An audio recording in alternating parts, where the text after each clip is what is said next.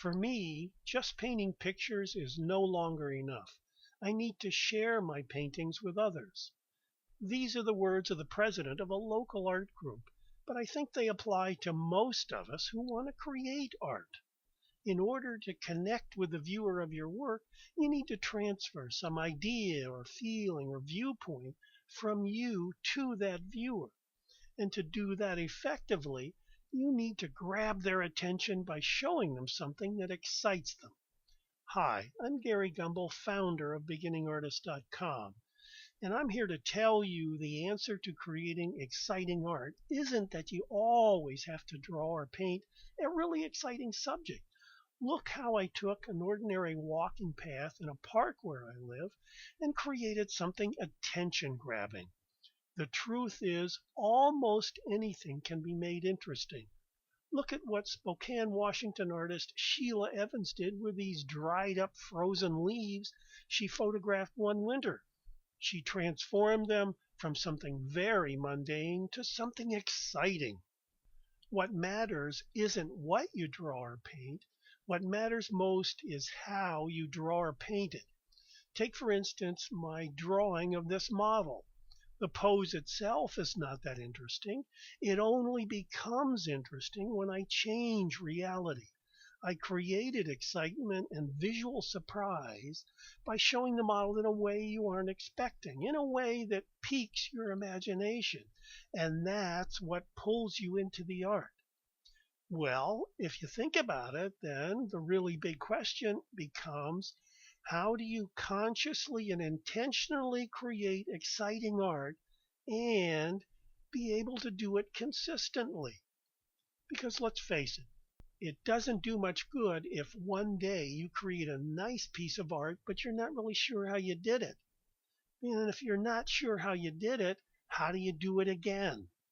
In order to create exciting art again and again and again, you need to have a process or system you follow every time you do art so you can get consistently good results.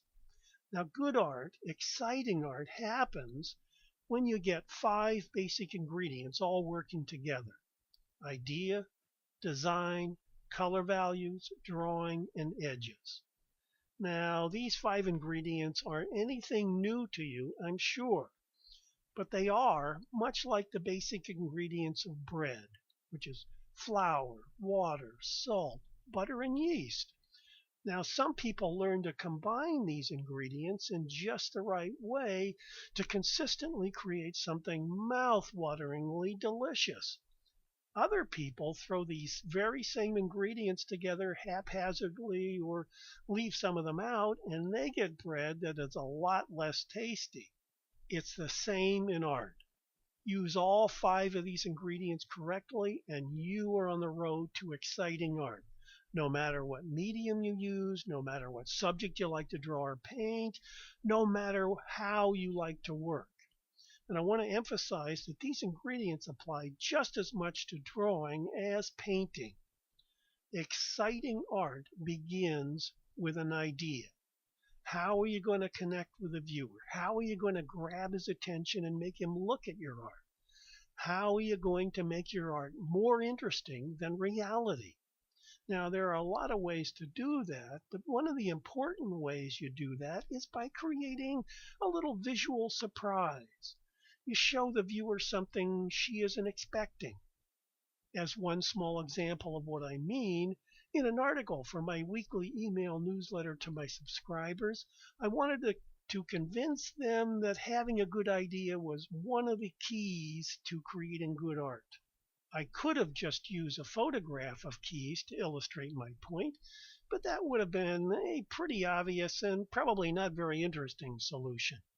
I decided instead to display a good idea by combining symbols. I wanted to combine keys with the symbols for art, a brush and a pencil. I felt this was more attention-grabbing and created more visual surprise than just showing a bunch of keys. Now, each of the works of art I'll show you in this video has done the same thing. Each one altered reality to make a piece of art that was more interesting, more exciting than reality. Look at how Oregon artist Carol Marine painted this group of ordinary objects. You can't get much more ordinary than a few apples, a teapot, and a couple glasses. Yet, by altering reality just a bit and deftly using the 5 ingredients of good art, she created something interesting, something exciting. Now, it should be obvious, but I want to point out that every artist can use these 5 basic ingredients of exciting art in his or her own way. Take David Grove. He made his images with gouache and acrylic. But what he used to paint them isn't that important because he could have used oils or watercolors or pastels. What matters is how he made all 5 ingredients of good art work together. And the same applies to Robert Heindel. The fact that he used oil and oil pastels to paint this is irrelevant. What's really important is how he used those 5 ingredients of good art to create something exciting. I say what you draw or paint with is not really relevant because if you ask your art materials, well, what should I paint? Or which colors should I use? What are they going to tell you? Nothing. It comes from you and you alone. Okay, so let's look at how you might use idea, design, color values, drawing, and edges in a painting of these members of a Filipino drill team. Now, too often, beginning artists simply copy what they see in their photograph. This reference photograph doesn't show a great design. It doesn't show a great arrangement of the kids. There isn't a harmonious and interesting color scheme. A photograph should only be the starting point, a spark for an idea. It only offers the possibility of creating something interesting. Now, whether you end up with an exciting piece of art or not depends on what you choose to do with the photograph. In my painting, using this photo, you can see I moved the 3 youngest girls apart to create a more interesting design. I decided to make the girl holding the umbrella the star of my picture. Now, one of the ways I did that was to lower the edge of the umbrella so it was behind her head. That edge helps draw your eyes to her. I also used light color values in the background around her head so she stands out. I made the background interesting by painting it in a way that suggested people and more umbrellas, but I didn't really define them. I leave it to your imagination to put those pieces together. I painted the background umbrella shapes in a diagonal line that points to my star.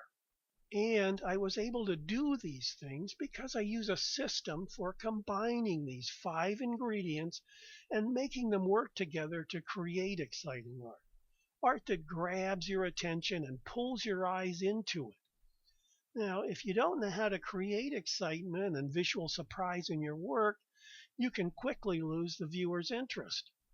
The system I use to combine idea, design, color values, drawing, and edges into exciting art is the same system I teach in my Create Exciting Art Now workshops. It's a system I've developed, simplified, and refined during my more than 40 years in art. And the great thing about it is, it isn't rocket science. You don't need an art degree to understand it. You only need the willingness to learn and the desire to create exciting art. Now, you can find more information about my next workshop below this video.